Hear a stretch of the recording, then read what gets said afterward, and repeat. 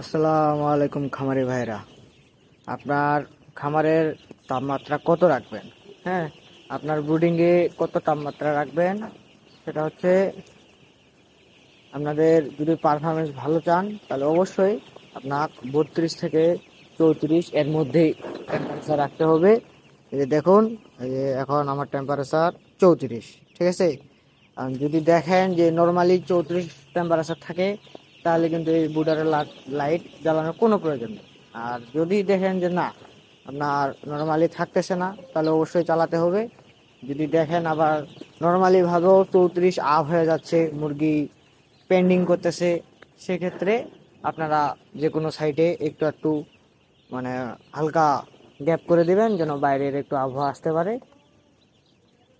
টেম্পারেচারটা নিয়ন্ত্রণে থাকে। সবসময় চেষ্টা করবেন 32 থেকে 34-এর মধ্যে রাখার।